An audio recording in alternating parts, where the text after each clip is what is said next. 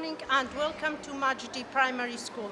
My name is Shilan Hawes, one of the English language teachers in this school.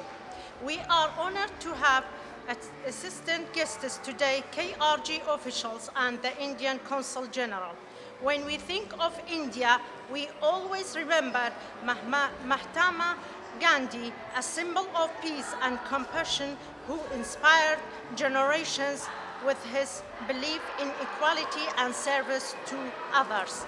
As he said, the best way to find yourself is to lose yourself in the service of others, and his words continues to guide us. We are grateful for the trees you have brought to planet today, an act of kindness that will benefit our environment for years to come. Trees give us clean air to breathe, shade to rest under, and beauty to enjoy. They remind us to care for our planet and to think about the future. Thank you for all the being with us here. I now call upon the Indian Consul Generation to deliver his speech, followed by the Minister of Education. Thank you.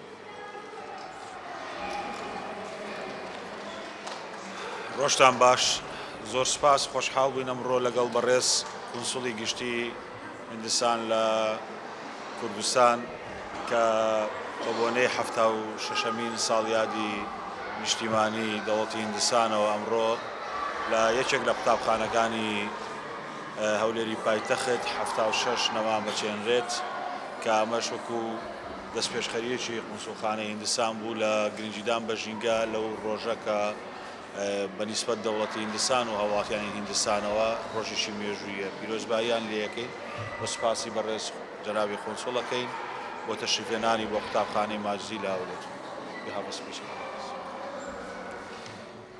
Namaskar, good morning everybody, and thank you for allowing us to join today on the auspicious occasion of the 76th Republic Day of India to plan an activity which, as I've been told, that it's taking care of our planet is our responsibility. And I really thank Excellency the Minister of Education for joining us today, and thank you the Majidi Group for creating this beautiful facility for the education. Today, just now, I mentioning about the ideals of Mahatma Gandhi. Yes, he was a champion of non-violence and peace, but there is another aspect of his that we need to take care of our nature. We should be compassionate not for the humans, but for our flora and fauna and environment. And it's on this happy occasion of this 76th Republic Day, we are proud to connect with the children of the Majidi Basic School and do our duty to protect the environment with this planting 76 trees or saplings of the tree in this beautiful school in Majidi Basic School.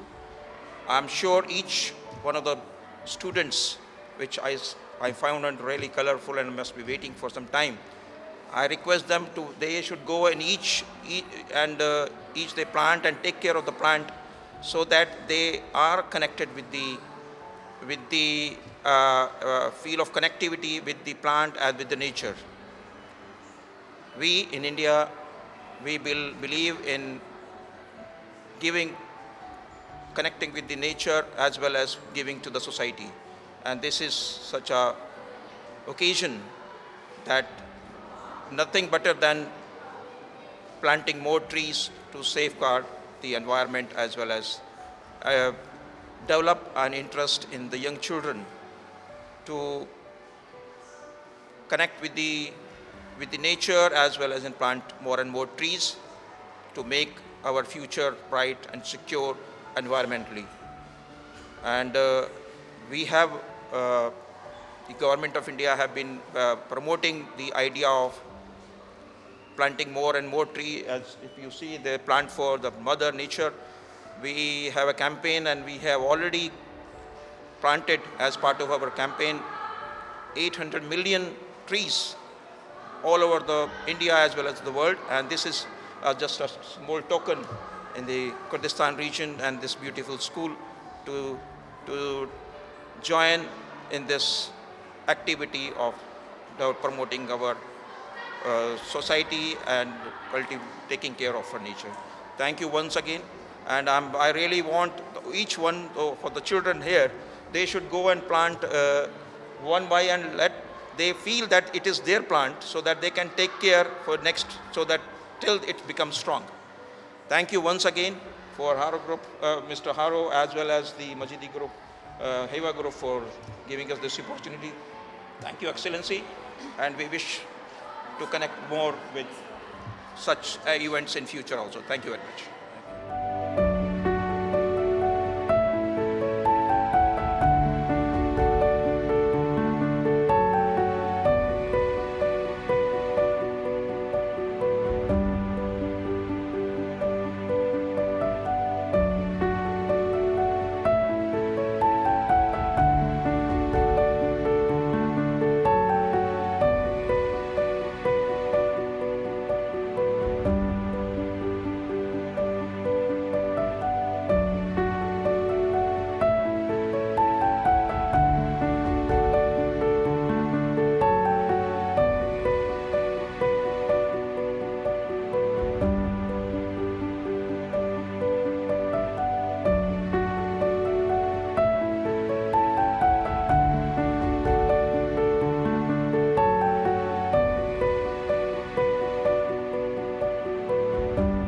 ڕۆژتان باش. سەرەتا زۆر سوپاسێکی بێپایان بۆ مامۆسایان، بۆ سەپەرشتیاران، بەڕێوەبەرەکان، بەڕێوەبەری گشتی، بەڕێوەبەری پەروەردەی قەزاکان، فەرمانبەران، کارگوزاران، پاسەوانەکان، هەموو ئەو بەڕێزانەی کە بڕیاری خانەنشینی بە جۆرەی یاسای خانەنشینی گرتووی عێراق ئەو بڕیارە گرتوویەتەوە، سوپاسێکی بێپایانی خزمەتکردنیانەکەین بە کەرتی پەروەردە بە ناوی وەزارەتی پەروەردەی حکوومەتی هەرێمی کوردستانەوە.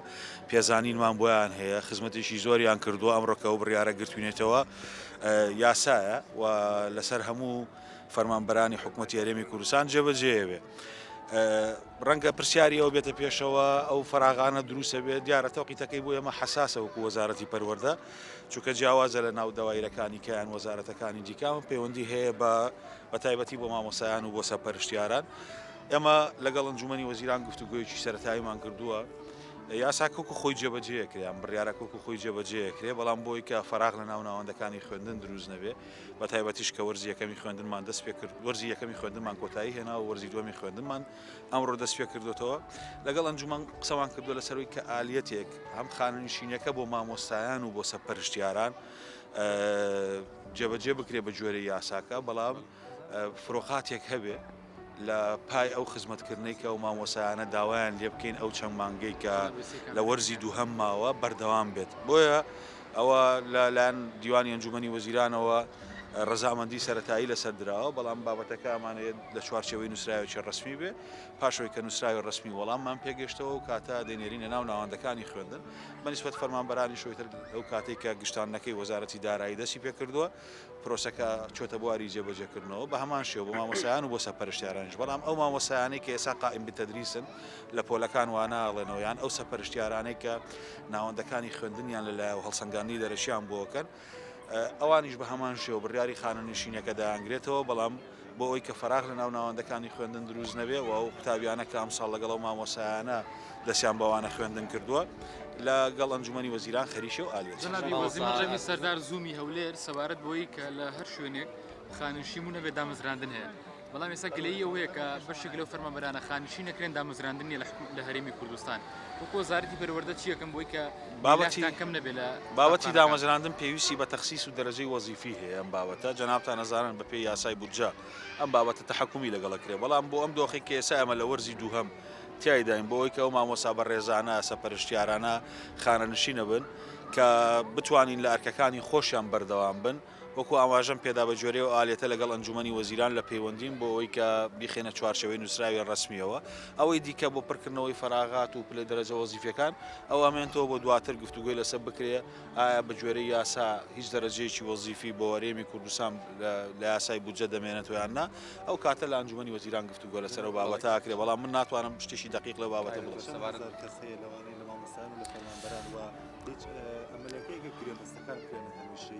هەتا سیویەکی پێنجی ئەم ساڵ 5534 مامۆستا هەڵە نەبم لە سەرانسەری کوردستان خانەنشینەکردنەوە جگەل لە فەرمانبەرەکان بچووکە فەرمانبەرەکان جیاوازە بەس مامۆستایانی ژەوانی کەوانە ئاڵێنەوە لەگە سەرپەرشتیارەکان ژمارەیان 5534 مامۆستا بێت تا سیوێکی پێنج چونکە ئێمە حسابی ئەوەشمان کردووە ئەوەی کە لە مانگی 2 لە مانگی 3 لە مانگی 4 یاساکە دەیگرێتەوە و تەمەنی 6 ساڵی تەواوەکە چونکە ئەویش خانەنشینەوێ بۆیە ئەو ژمارەی کە دەرمان هێناوە لە داتاکانی خۆمان و لە بەڕێوەبەراتی گشتی پەروەردەی پارێزگاکان داتاکە بەو جۆرەیە ئەوە ژمارەی مامۆستایان و فەرمانبەرانیش سەر و 2000 فەرمانبەر زیاترێکە کە ژمارەکە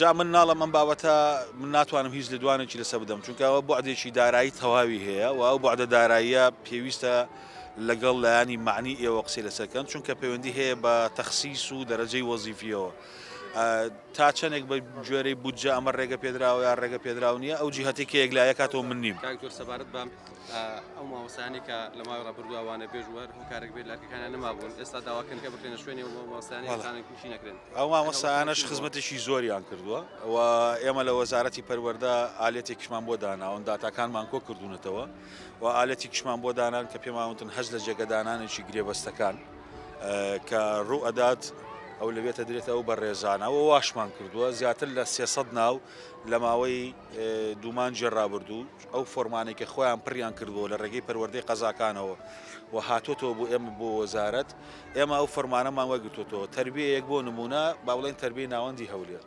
داوای کردووە ئاڵێ من چل مامۆسای گرێبەستم موازی هێناوە لەجێ ئەم چل مامۆسا گرێبەستە ئەم چل پسپۆڕیەم پێویستە پسپۆڕەکانی دیاری کردو بە لیستێک ناردوەتی بۆ ئێمەش لە زمنی مامۆستا لادراوەکان یان ئەوانەی بە هەر هۆکارێک وازیان هێناوە لە زمنی ئەوانە ناوەکانمان ناردووە بۆ ئەنجومەنی وەزیران و ڕەزامەندیان بۆ گەڕاوەوە و خراوەتە شوێنی واتە پرۆسەکە تا ئێستا ئەتوانم بڵم نزیکەی 300 کەس لەوانە لەو بەڕێزانە گەڕاونەتەوە بۆ ناوەندەکانی خۆیان ئەو پرۆسێش لە یەکەم دەقەوە ڕامانگەیاندووە کە ئالێتەکەی بەو جۆرەیە واتە لە جێگەی هەر فەسڵێک یان لە جێگەی هەر لە جێگەدانانێک پرۆسەکە بۆ مامۆسایانی گرێبەست مامۆسای وانە بێژە لادراوەکان دەخرێتە شوێنێ.